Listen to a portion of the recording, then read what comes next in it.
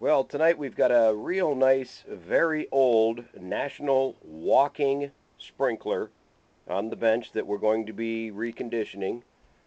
This is the obviously the pre-resto. We're just doing an inspection tonight.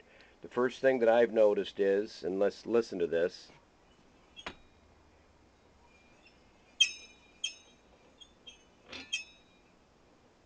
don't know if you can hear all that squeaking.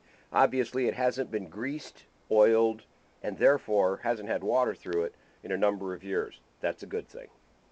The second thing is the spray tubes have the double nutted packing here.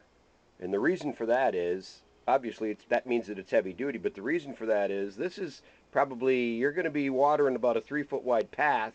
And what happens with the cheaper sprinklers, especially the old Thompsons and Craftsman, let's say this thing comes around and strikes the fence post.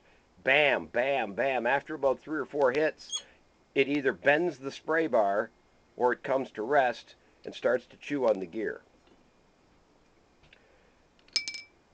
The dogs, if you look on the dogs, that's factory original red paint, and there's very little paint wear. Again, that's a good thing. Here's your hose connection. That is an 80-year-old hose connection, including the original clamp. Of course, the all-important oil port. And let's move around. Let's turn this. Here's another feature that we need to point out. Let's lay this.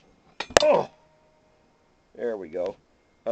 These drilled and tapped holes are to, of course, install the double wheel and the extra weight if that option were to be purchased.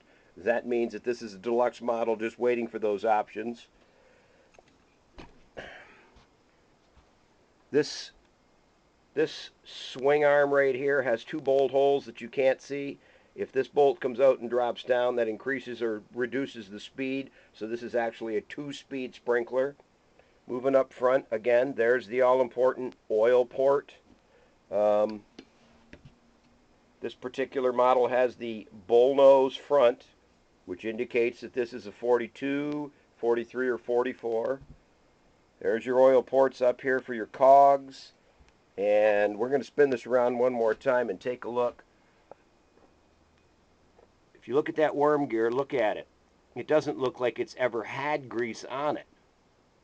And grease does not wash off. So I'm going to suggest that this sprinkler was purchased new, probably used maybe, who knows, 5, 6, 7 years, never maintained as far as oil and grease goes, and then it just sat on a workbench in an old barn somewhere for 60 years.